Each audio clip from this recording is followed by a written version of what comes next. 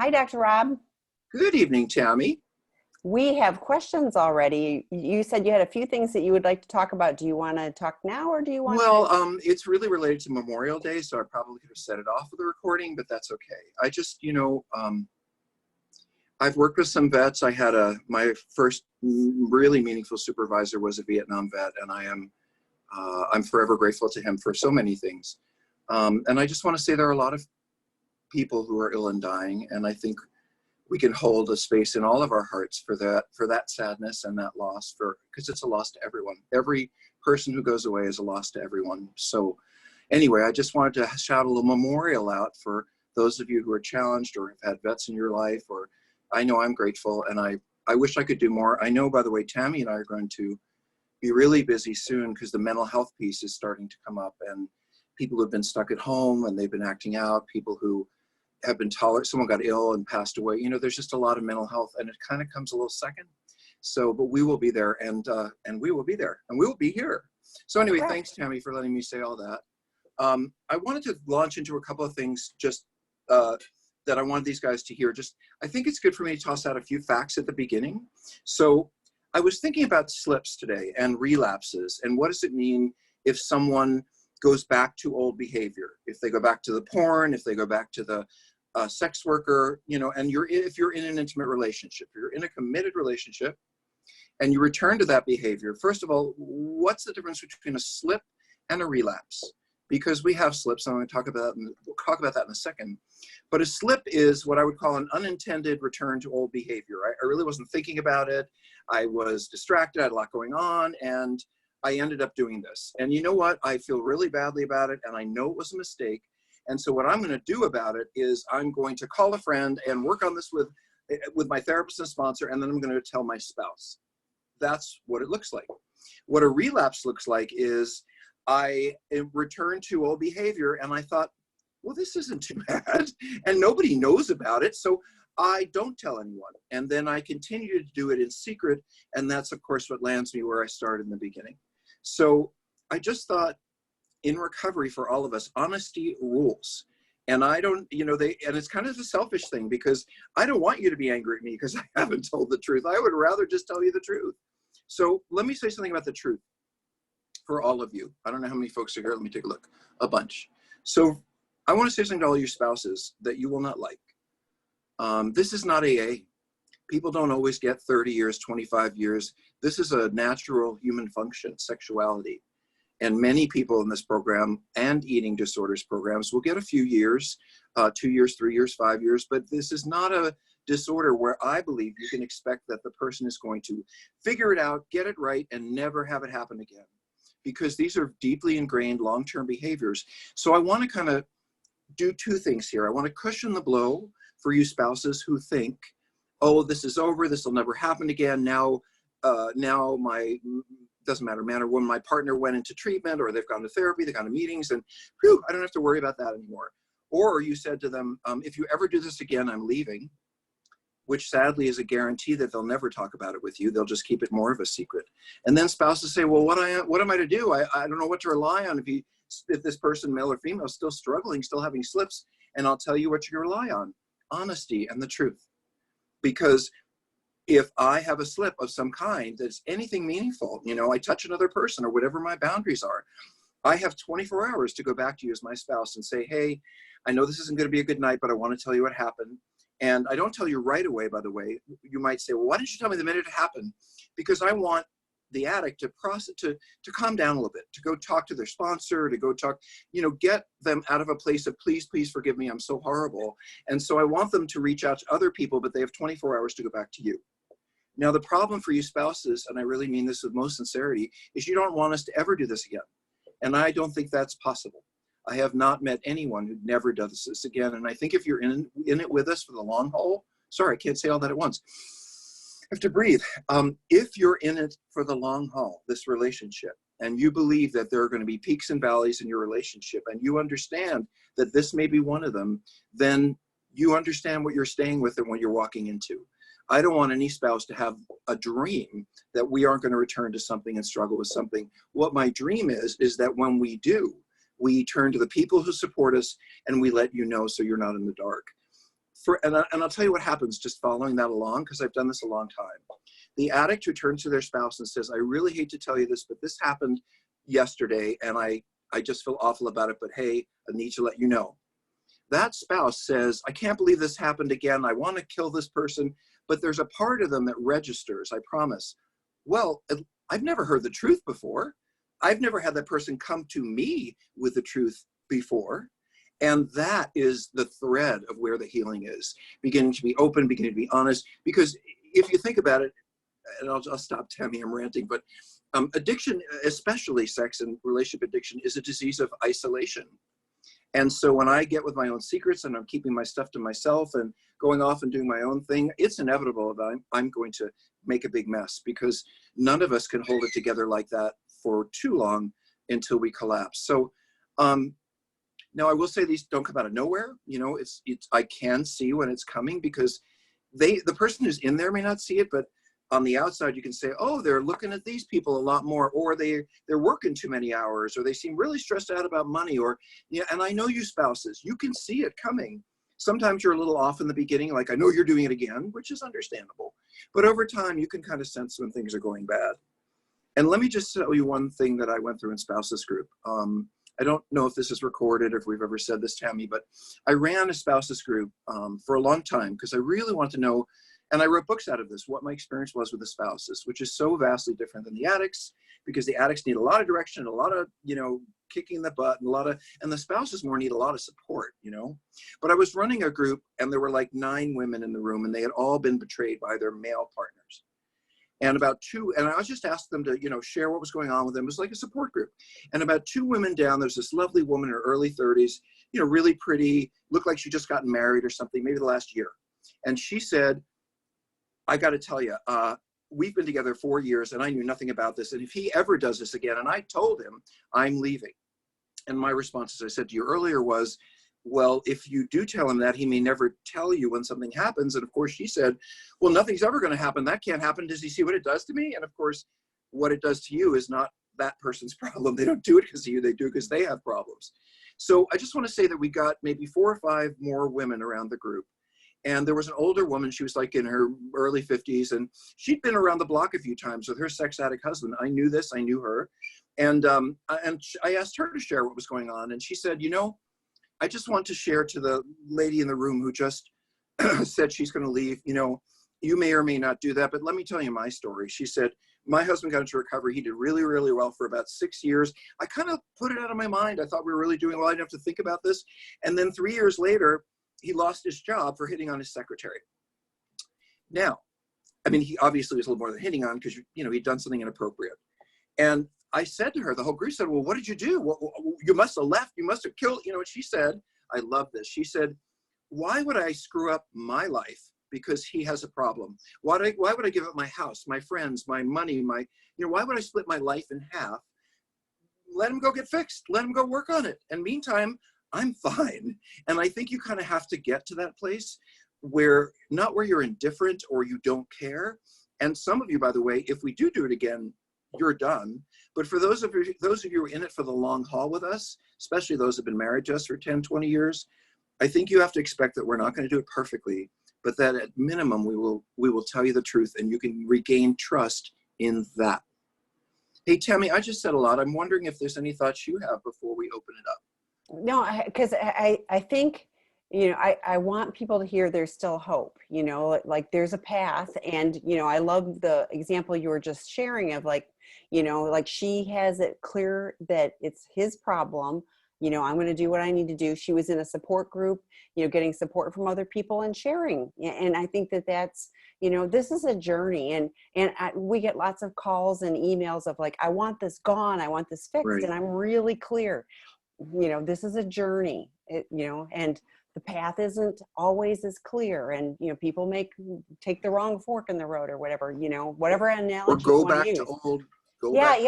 Yeah. So it's one of those things, but I think I think what we can do, what we do at our treatment programs, we give them a lot of tools and we give them insight as to, things to watch for, like you said, people can see it coming. So, if we start opening up their eyes to this and give them And how it different affects their things. spouse. Yes. Yeah. That's the difference. It isn't that it all goes away magically, so. But I also, since we're dialoguing a little bit, Tammy, I hope we're not holding people up, but it's kind of like there are many spouses I've heard you guys say, it's been 6 months and he or she's been going to meetings and they're working on this and they're going to therapy, but they're still a jerk. They're not nice to me. They don't come to dinner on time. They were too caught up on their computer. I mean, I know they're not doing it anymore, but who cares? They're still the same. And the answer is you're right. And I've actually lectured a bit about this because you have every right to want us to be now the person that you needed. Now that we've been uncovered and you found all this stuff out about us, it's like you have the right, absolutely, I understand the feeling, to say, now you're going to show up for dinner on time. Now you're going to be doing this and that. Now you're going to smile when you see me, or not be so self-invested. And the problem is, while we can stop our behaviors, learning to be a better person can take a while. And I don't expect any spouse to expect us to be treating you badly or mean or acting out and lying or not feeling horrible about what we've done. I just think that we do struggle. And a lot of us don't end up back in the, and one more thing, Tammy. I asked a friend of mine, because there's a fair percentage of people who relapse after going to treatment. I don't know what the number is, but it's pretty high. And when you research treatment, you research treatment centers, whether it's drugs, alcohol, sex, whatever the treatment is. I remember he used to say, well, why would these people pay all this money, or why would this insurance pay all this money for somebody who's going to go home and struggle some more? And what I heard were the statistics are that person will or may return to the behavior, but they will do it less. They will do it in less dangerous places. They have gained knowledge they didn't have before. They have a sense of how it's going to affect you. They have a sense of how it's going to affect themselves. What I like to say about treatment, by the way, you talked about seeking integrity, Tammy, we spoil the well. You may go back to that behavior, but you're never going to not know where it comes from, what it cost you, and what it's going to cost other people. And that you have to face every day that you're keeping alive. So it's a pretty tight ship, but we understand the imperfection and the problems in human beings. And I guess one last thing about all this is mental illness. I don't want to call it what it isn't. This is a part of my brainstem that did not develop properly because the abuse that I experienced. And that's what it is for many of us. These patterns are so deeply ingrained. I'm picking at the back of my head because that's the part of us that's developing when we're really little. And some of those patterns that are laid down about feeling close to people, being able to be vulnerable and intimate, feeling like we can trust people, some of that happens so early that we don't even remember what happened. We just seem to be adults who aren't trustworthy, but there's a shadow in how we act that has to do with how we got here. And until those pieces are put together, that's when those pieces are put together, that's when you begin to see the person that you want to see, not just stopping the behavior, but really putting together how they got there. Thanks, Tammy. I'm done ranting. Hopefully that's helpful for people. It wasn't a rant. It was educational. So thank you hopefully it was useful for those of you joining us. So, sure. So let's get started. And I think this will be interesting and kind of tie into what you were talking about too. I've read in some other places about the idea of ambivalence, when acting out partner is undecided about whether to stay with the affair partner's behavior or stay with the partner. Dr. Rob, is this the same as what you refer to in Sex Addiction 101 as denial, or are these different constructs? Yeah, I think that this is a different concept. And this is actually one that I had not thought of when I wrote, and this didn't come from me. This came from a few people I know. Sophia Cottle had this idea, Michelle Mays, a couple of people in our field. But I'll tell you what this means, and this is a near universal experience for you spouses, which is something we call ambivalent love. And that is, you find out who we really are. You find out about all the shit we've drug you through, and you can't help but and with the lies, and you can't help but be furious and angry and hurt and hate us because we hurt you so deeply. But we're still the same person you loved 3 days ago before you found out. We're still the same person you loved 6 months ago before you found out. You just found out about a whole other part of us that you didn't know. But that doesn't mean that some of what we shared, some of what we meant to each other, and all of that wasn't intact. So here's the problem for a spouse. You've been hurt deeply.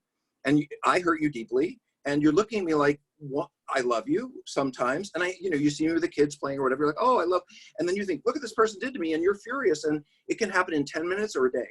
And naming it something, ambivalent love, sometimes you love us, sometimes you hate us, sometimes it's somewhere in the middle, and calling that part of the trauma that spouses experience related to betrayal is kind of how we got there. I'm not sure what you're saying about denial. Well, so here, that was great and that was useful, but the question was, if the addict is ambivalent about, do I stay with the affair partners and keep the behavior, or do I stay with my, let's go with spouse. Oh, So, and we've had clients like this that are going, I can't well, decide, I can't decide. So can you talk to that, please? Well, yes and no. I mean, I don't know your particular situation, but I do run into men who come into treatment, and their question is, I don't know which one. And I always know what that means. It means they're married and they're having an affair. And by the way, what they're not telling us or you is that they're also seeing a few sex workers, and they might have started another affair on the side, because this is what my folks do. Anyway. So would you call that denial, or would you call that ambivalent? You mean that person's ability to carry that off? Like, how are they able to do that? I'm sorry. The question is the addict experiencing ambivalence if they can't decide between staying with the acting out partners or the spouse, or is it just plain old denial? So what I say to men like this is, and you guys may not like this and you spouses may not like this, but it's a concept.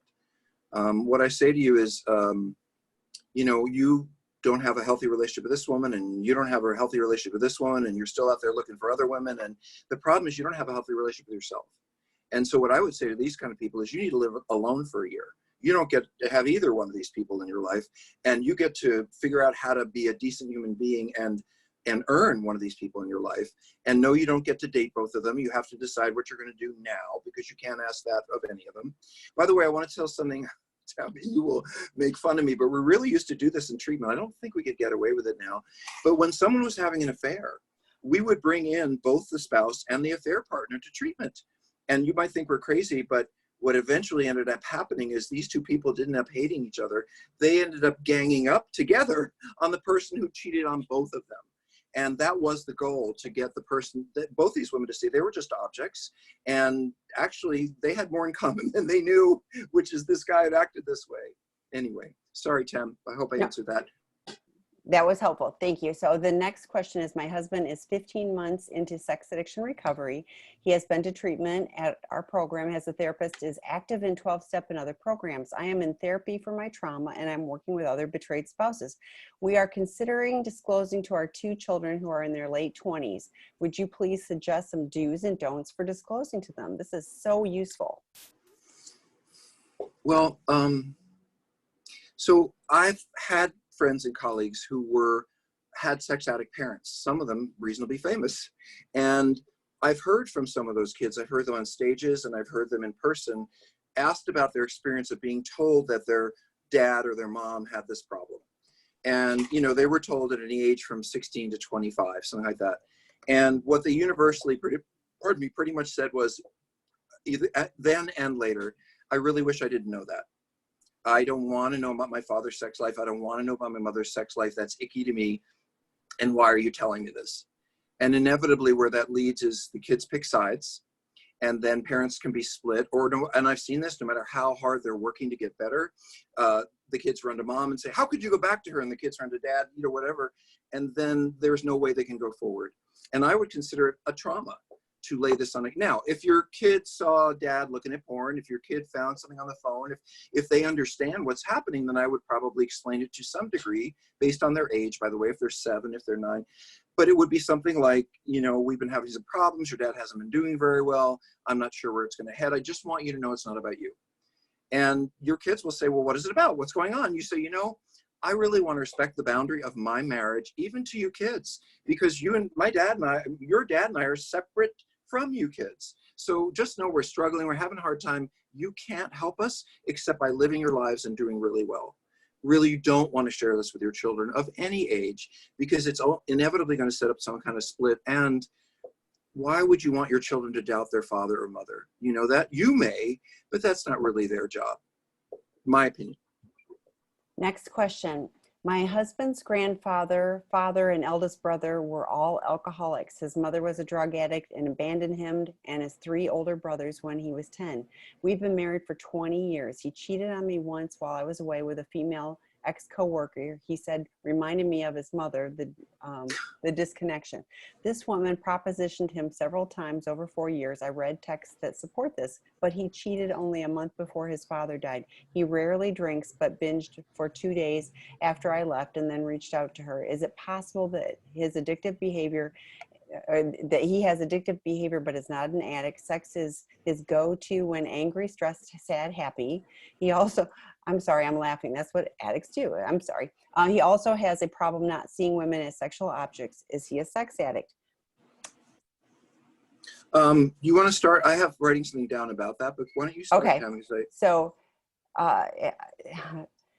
so when someone is struggling, so any kind of addiction, let's take it out of just sex addiction, but anytime, that it's, I'm doing this because I'm happy, I'm sad, I'm avoiding my emotions, I'm, even just the, looking at all women as sex objects. And, our program works with men with sex addiction and intimacy disorder, and objectifying other people as body parts, dehumanizes them, and is not a vulnerable connection to somebody, in an intimate, and I mean non-sexual, but in a true and intimate way. So, I mean, the pattern, whether he drank or, was doing some other chemical, or he's, gambling online or watching porn, or whatever he's doing, he's still using that to alter his emotions and get away from the angry, stressed, and sad and happy. So I would love to have him. There's an online assessment on seeking integrity. Under the frequently asked questions, you'll see self-tests. It would be great. It's just a little self-scan test. It's not comprehensive. It's just one little aspect. But I mean, we can't diagnose anybody, but gosh, there's a lot of problematic sexual behavior going on. And all of the things that you talk about with his family, those are all the setups for, being disconnected. So, Dr. Rob? I have a more formal, more doctory way of talking about it. Of course you do. So of course I do. But you have the PhD. I don't. So. Yeah, no, you have a PhD. No. Yeah. You have a PhD in love, Tammy. There you go. I've been around your family. So I wrote a book a number of years ago. So Sex Addiction 101 is a book for everybody. It's a book for you, give your sponsor, give your friend. It's not necessarily a book for therapists. And I wrote a book with Dr. Jennifer Schneider about 5 years ago called Always Turned On. And in that book, which is much more elaborate than Sex Addiction 101, we talked about 3 stages of people who engage in intensity-based pleasurable behavior. And we started with somebody who does it for fun. So they're lonely, they want something to do, they're doing whatever they're doing, and that's fine because it doesn't create problems in their lives. And they want a little distraction. Maybe things are a little difficult or they don't know how to handle it. So, sometimes people do have a drink or two when they're stressed, and that isn't alcoholism. It just means it helps them. Alcohol has positive sides too, social bonding, all of that. So, and then there's the next level, which we call a problem user, which is someone who under stress, and I think it's even in the book, their father died, they had a baby, they lost a job. And rather than there being a long-term history of compulsive and addictive behavior, the problem user kind of ends up, as Tammy said, sort of escaping the pain of those issues by running out and trying to feel better. But, I know a lot of people in pain run out to want to feel better in various ways. And so what I think about with a problem user is you got to watch out. Make sure that they aren't spilling into regular ongoing behavior. And by the way, Tammy's right. How this affects you is completely different than what I'm saying. I mean, for you, this is devastating, horrible, awful. I'm just kind of giving the various places it might fit. And then, of course, above the problem user is the addict. And that's the person who has lost control and they can no longer not do these things, even on a good day. In fact, sometimes they do these things to reward themselves on a good day. So it's really being out of control that defines the addict. Now, and that's it can be a narrow ledge, as Tammy said, and it really is about how often, not how often, but how is it affecting this person's life and yours? Well, and I think with this one, it was because it wasn't just when I'm angry, stressed, or sad, but it was also happy. So to me, when it's like every reason, That means addict to me. everything, exactly. That's exactly what I thought too. It's like when everything is an excuse or a reason, then, then it's a problem. So, okay. So the next question. Hi, Dr. Weiss. I am a sex addict 9 months into recovery. I've been struggling with being safe and supportive for my spouse and helping her healing.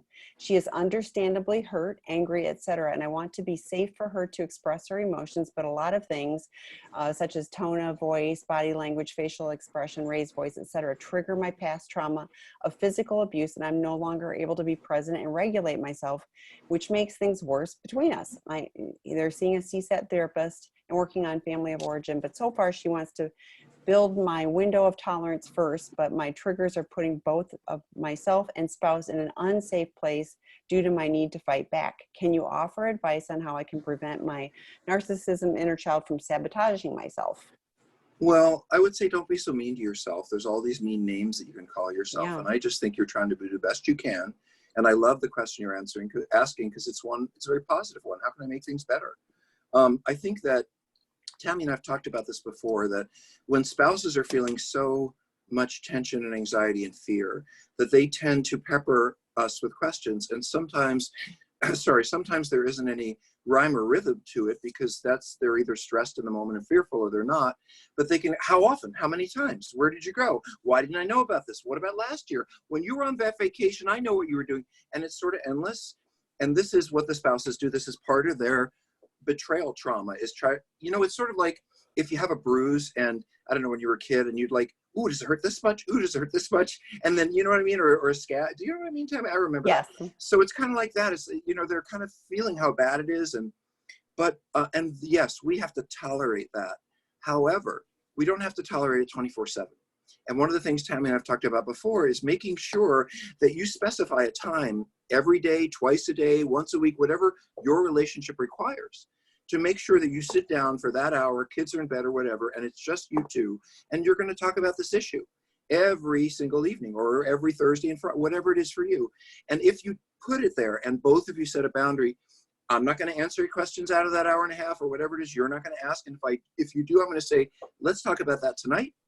Because yes, you need your sanity. And by the way, before that time in the evening, you can meditate, you can breathe, you can check in with a friend before and after, you can do whatever kind of centering things you need to do. I also think that trauma survivors do better with structure, like knowing they're going to go into a difficult situation at this time is different than it could come at me from anywhere. Yeah, Tammy, do you have thoughts about that? I do. I was thinking along the same lines. The other thing I thought of was, particularly in this time, you guys it's 9 months, that I really encourage you both to have outside support, that, and I hear that you're seeing a therapist and all that, but I don't hear the outside support for each of you that you can blow off steam and, get that support. So I would really encourage you to be engaging in that. But I do think. And where would they get that support, Tammy? Well, that's a great question, Dr. Rob. Because it's free. We're not selling anything. Exactly. On sexandrelationshiphealing.com, there are support for male addicts, female partners, female addicts, male partners. There's, and the webinars, thank you for being here. Yes. Gay men with chemsex problems. Yes. Female porn couples. Addicts. We've got couples. Yeah. Well, we don't have any couples drop-in groups, but we've got the webinars. So, no, it is not. No. So, that's a whole other issue, and we haven't decided to go there yet. But anyway, and so one other thing I want to mention, since we're talking about things that are supportive, on seekingintegrity.com, we're going to be offering a 6-week, Dr. Rob was talking about the Sex Addiction 101 book. We have a work group online. It's not therapy. It's not treatment. It's a time where for 90 minutes for 6 Saturdays in a row, starting on June 6th, men will be able to work through some of the chapters in Sex Addiction 101 workbook. So if you go to seekingintegrity.com, you'll see on the homepage, that is an option. So, and you can always email me if you have questions. So thanks for bringing that up, Tammy. I want to tell you guys why it is useful, whatever format we do this work in, is that therapy is great and going to 12-step meetings is great, but self-reflection in every treatment program I've ever worked in people have to write things down and look at them the next day, or live by them, or see their past, or there is something about writing it down. And so what we're doing is we're just bringing people together in a group, paying a therapist to walk you guys through the first chapter, the second chapter. And I would expect that there'll be, just saying this, Tammy, I think over time there'll be a lot of people in the first session, first like 3-4 chapters, and then by the time we get to the next one, there'll be not quite so many, and then the really dedicated ones will show up at the end. But we're not offering the 12 steps, but we are offering a step-by-step process to work on this, to deal with your spousal issues. A lot of stuff I do in treatment shows up there. So thanks for bringing it up, Tammy, because, oh, there is one more thing. You don't get the educational part in therapy. What we do in treatment, by the way, and those of you guys who are in treatment, we're really busy right now, helping lots of folks. In treatment, you're getting education every day, and then you get homework every day, not to scare anyone off, but it's important. It's part of the day. You have classes every day. So this is that part of it, that we're going to teach a class, and then we're going to give you homework, and we're going to go through homework, and hopefully you're going to get to do some actual hands-on work. So, and by the way, spouses, you're not invited, sorry. But if Correct. we could do something for spouses later on. And ladies, that's on the list, but we are a small little team and we have a big list. So, okay. Thank you. The next question is, I attend 2 SA meetings a week, and many of the members of one of those groups also attend SAA meetings. However, I've been told by others in SA that combining the programs of SA and SAA can cause confusion and lead to relapses. What are your thoughts on this? Well, there's a very basic difference between these two 12-step programs. SA, or Sexaholics Anonymous, is what I think of as a very clear, very defined sense of what sobriety is. It's like Alcoholics Anonymous. They tell you it's not 1 drink a week, it's not 6 drinks, this is sobriety. And sobriety is, they say, no sex outside of a committed marital relationship. And so if you're in a marriage, SA is not a bad place to be, because you shouldn't be having sex outside your marriage. But it's a horrible place for single people, because I don't believe that the way to get into a relationship is by just stopping the behavior and then hoping you know how to have a relationship. People have to date, they have to go out, they have to make mistakes, and they need to have sex with partners, and before they may be ready to be married. So SAA has a very different definition of sobriety. They allow the person to create that based on their goals. So I want to date, so I'm not going to look at porn, I'm not going to do this. And they create a list of things, and they go through that with a sponsor or a group. So in other words, they are committing to certain behaviors being okay and certain not. And I think that's important. I don't think anyone really grows by not doing things. I think people grow by doing things. And even if you put the sex down, there's an awful lot of stuff to go on, so people can do. So anyway, Tammy? Well, the only thing I can say is take what you need and leave the rest. So, I think it's helpful to get input from, people that are ahead of you and sponsors and things like that. But I think it's also okay to go test the waters on both and see what, feels the best for you. And if you can go to both meetings and go, gosh, this is what I'm getting from this meeting, and this is what I'm getting from that meeting. Right. Great. But where it gets fuzzy is if you walk into one meeting, SA, and you say, I'm sober, they're going to expect that means you haven't had sex unless you're married. And if you go into SAA, what that means, so you in your head have to be able to, Tammy's right, there are meetings that you just might love the neighborhood, love the people there, but you're going to have a different definition of sobriety. You could say you're a sexaholic, but you're not going to tell them that you're looking at sobriety differently, because you can get the meaning and the feeling of it without, that's what Tammy was saying, without having to agree on the definition. Next question. I'm a partner working with betrayal trauma therapists. Can you please give some suggestions for how partners can deal with their own trauma when the relationship has ended due to the addict's refusal to acknowledge the problem? It's always sad. That's a tough one. Do you have some thoughts, Tammy, to start? I'm just, wow.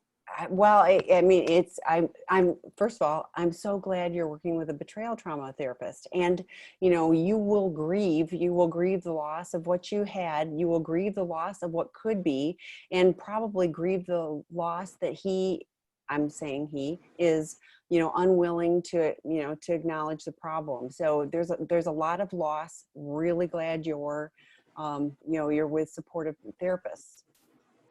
Yeah, the part for me that would come up if I were in that position, and it's the hardest thing in the world, is, wasn't I enough?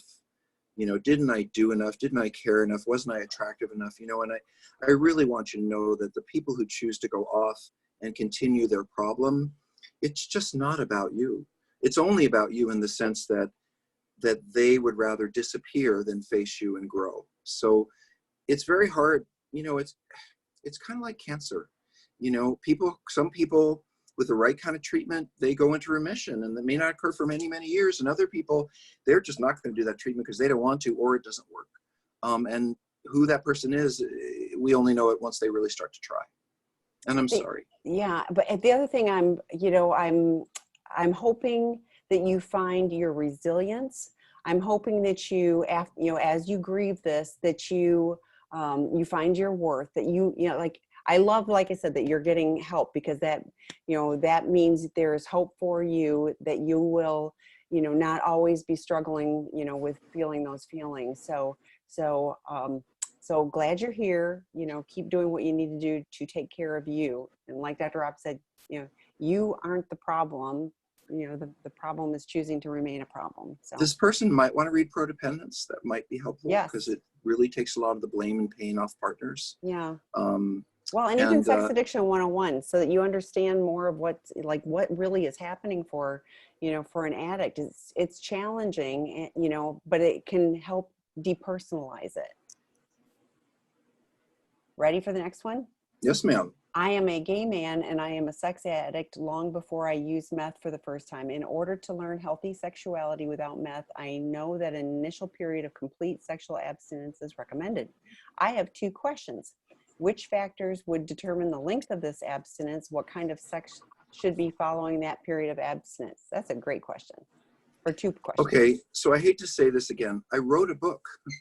It was one of the most important books that I wrote. It was the reason I started writing, called Cruise Control, Understanding Sex Addiction in Gay Men. And I rewrote it in 2013. I think I wrote it in 2005. So it's pretty current. It has meth and grind, all that stuff is in there. And, I think, unlike some of the folks who might read a general book on this, if you're a gay man living in that culture, which is so surrounded by, casual sex in a different way than it is in the heterosexual community, that it's hard to know, well, am I just a gay guy, or is this what we all do? So I wrote a very clear understanding, not only of what this was for gay men, but how they could find their way out, and what too much and too little, and it's all in there. So I would recommend you buy it. Again, I make, just so everyone knows, I make about 15 cents. If you've ever published a book, I get about 1/12, of the income, but they are good books, and I've worked harder than we just had a client at Seeking Integrity, Tammy, and this is true. And for some reason, he hadn't read the book, and he was a gay guy who'd done a lot of acting out. And I made him read the first chapter in group, because it's so compelling to see yourself right there on paper, and he just, well, anyway, it was a good moment for him. But that would be my answer, really. It explains it all. And get a qualified therapist to help guide you. Okay. We can help with that. Yes, we can. And honestly, treatment is really highly advisable, because it's tough to stop those. All right, next question. We've been married for 43 years, and during most of our marriage, my husband has had many workplace affairs. Some were sexual, some were emotional. He has flirted, groomed, and had many other inappropriate relationships with women that were not necessarily affairs. I discovered his infidelity 4 to 5 years ago. Our adult children have no idea of his behavior. No friends or family members know about this. I have suffered such devastating self-esteem, among other issues, that to go along with the betrayal. My question is, should we tell our adult children, they're in their 30s, they have no idea why mom is so emotionally fragile? No. I think it's fine to say mom is emotionally fragile and dealing with a lot of painful things, and a lot of losses from my past are coming. I just have a lot going on. But then you take that and you turn to other people, even if you don't. So we have a rule in therapy. Well, it's sort of the same one doctors have, above all else, do no harm. And we also have to figure out what is the real reason we're doing this. Do your children at 30 really need to know that your husband has betrayed you for 40 years, that the father they had isn't the father they had, and they'll never be able to look at him that way again, or maybe not want to have their kids around him? I don't think I don't see what that could really serve. You can express your pain, your loneliness, your hurt without telling them the details. But you can tell people like us the details. And Tammy, I have to say, I was thinking about the Old Ladies Posse. Put it in the chat.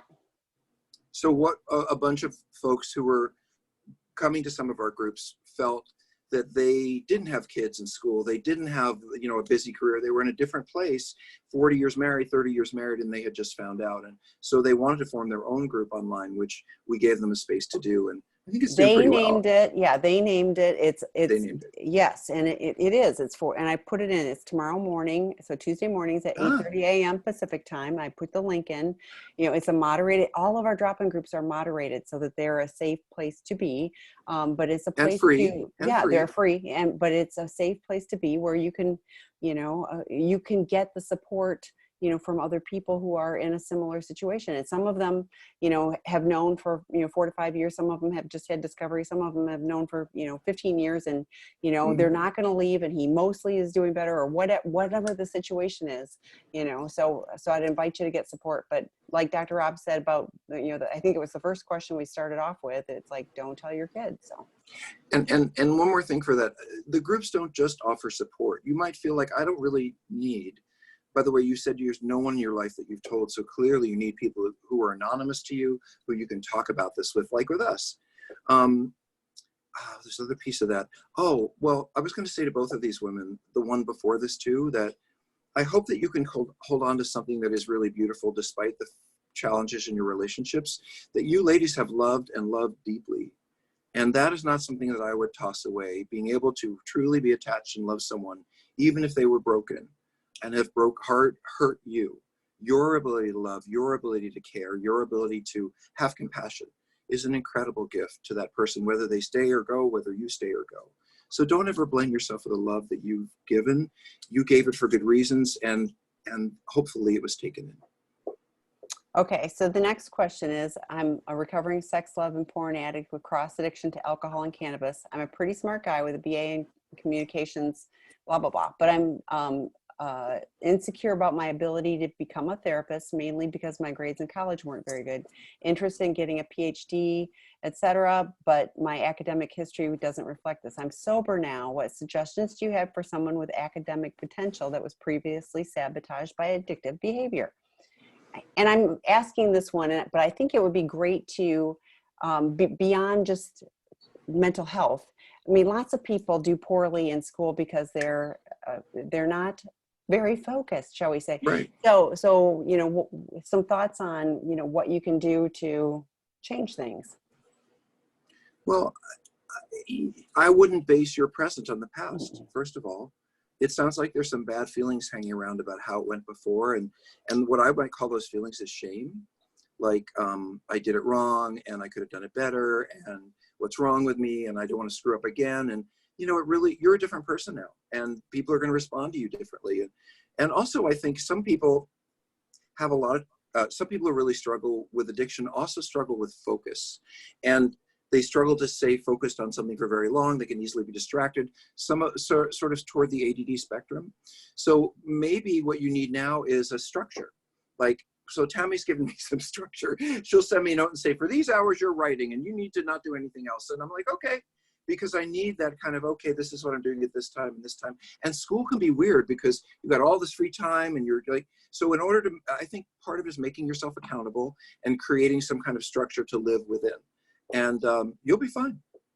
And Stay one of the sober. things, so I also, as I'm rereading this, I see a BA and then a PhD. So like, to me, I'm going, oh, true addictive behavior. I'm going from a BA to a PhD.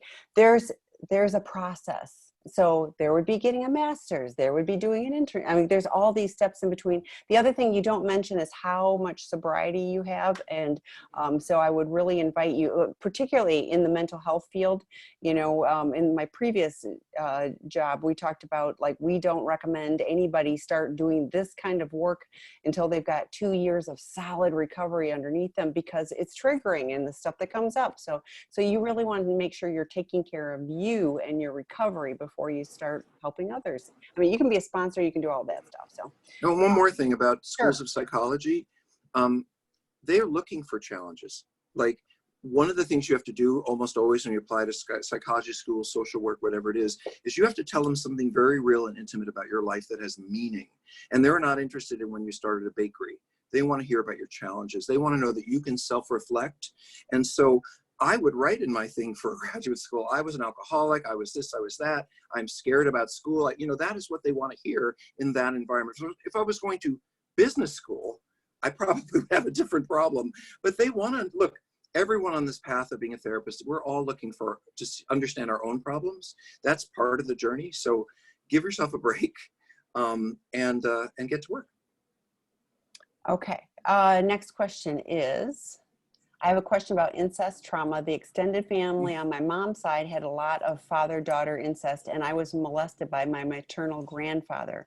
I'm in Survivors of Incest Anonymous. Thank you for saying that too. That's a great resource, and we don't talk enough about that, as well as SAA and SLAA. I feel like my experience is unique in that I had already turned 18 when it happened with my grandfather, and I was partially consenting in the sense that it wasn't forced. The molestation happened at the peak of my acting out behavior with alcohol, cannabis, and porn use, and was very self-destructive behavior.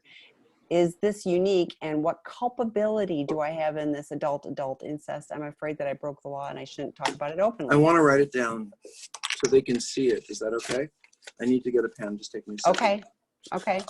This is one that needs to be visual. And I need you Okay. to ask me the question again. Okay. Go ahead, about culpability. Okay.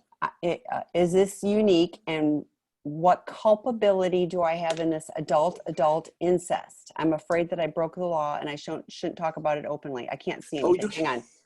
Hold on. There. This is so important to me that I'm going to turn off my background because I want you to see what this says.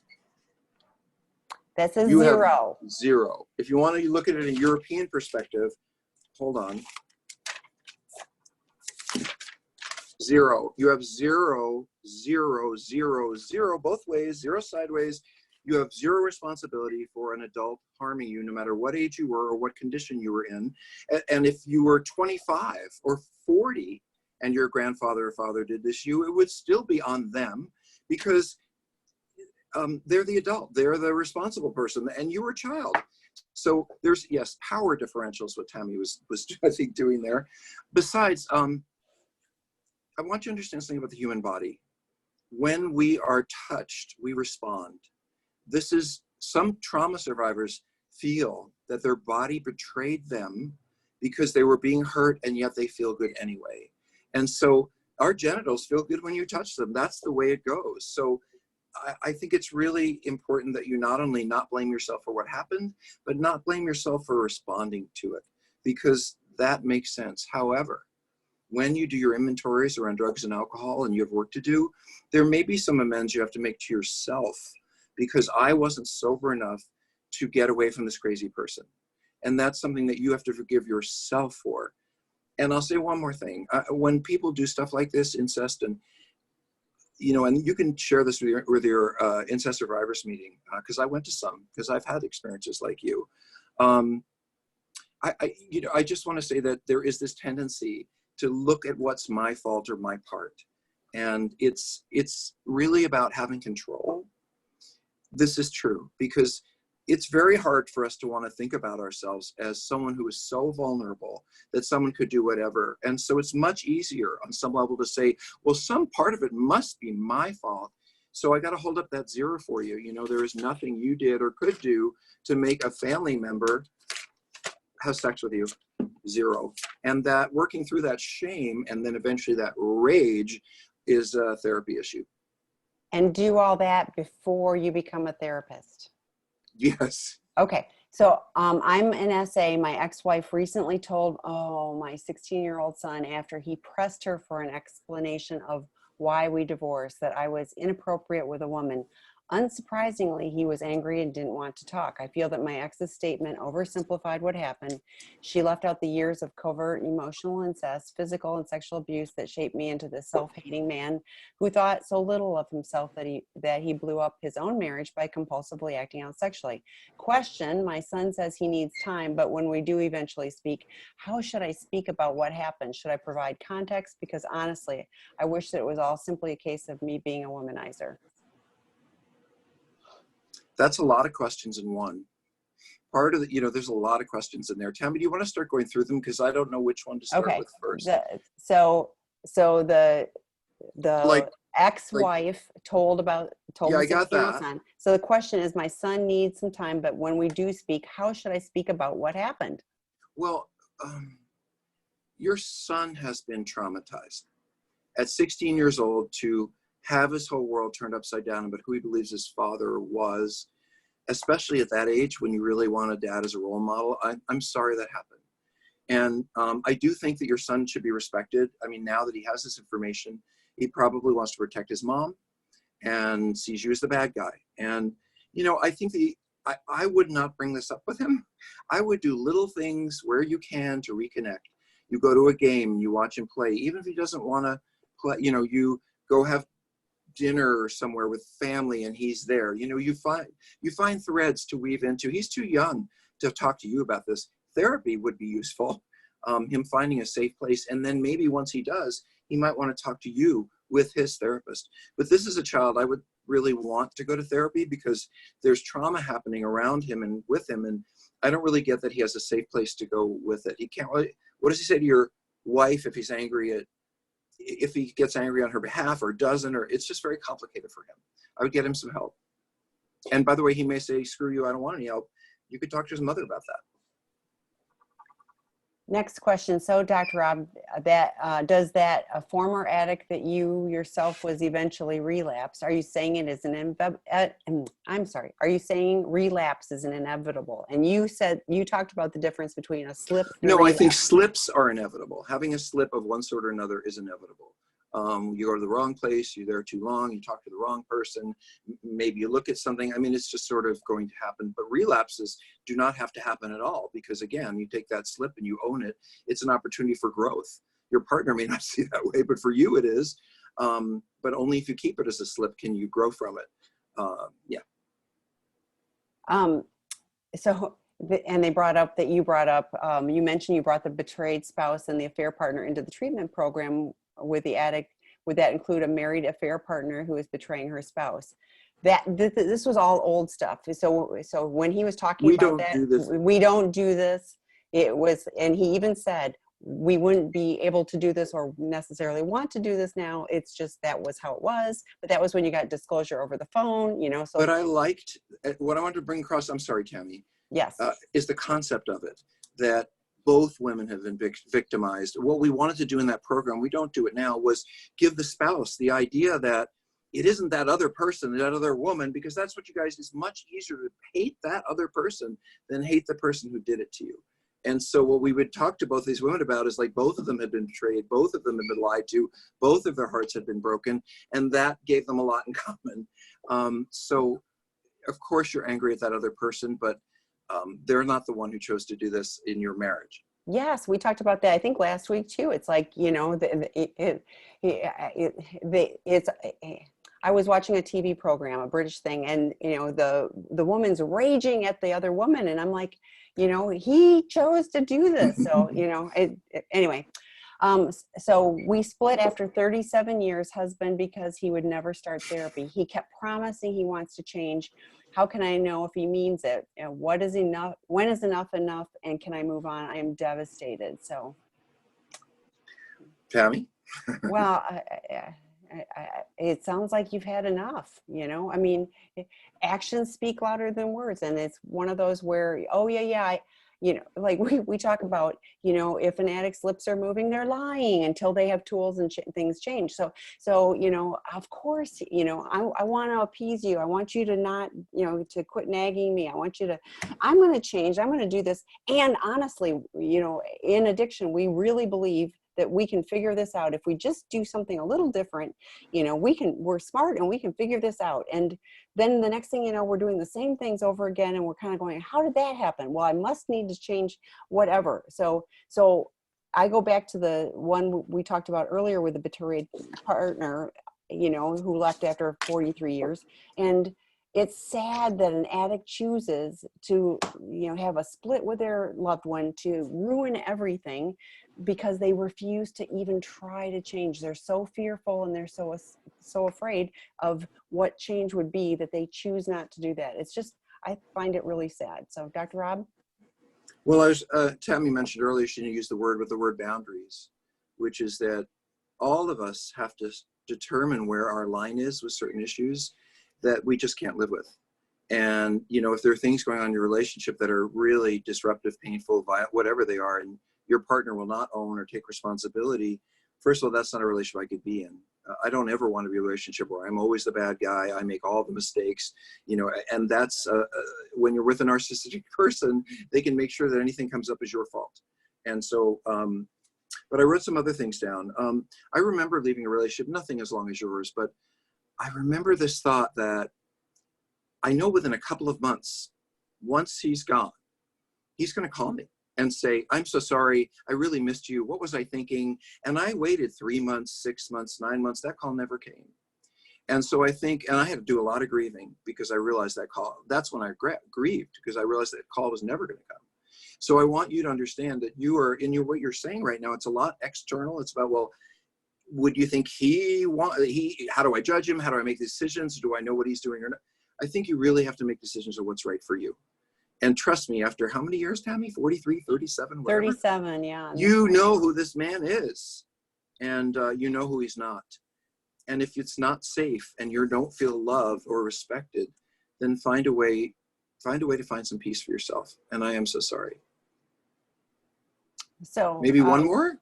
Maybe. I ate dinner early, so I can. Well, yeah, but we have actually the cruise control group starts at 6:05, so we have we don't have much time. So, I'll take them in order. I have been diagnosed with schizoaffective disorder and passive aggressive, and I've been doing pornography for 20 years, looking at transsexuals and women. I've been married for 33 years, and my wife has been devastated by my actions. I have just started my journey in recovery, and I want to resume my relationship with my wife, who has expressed a desire to divorce me.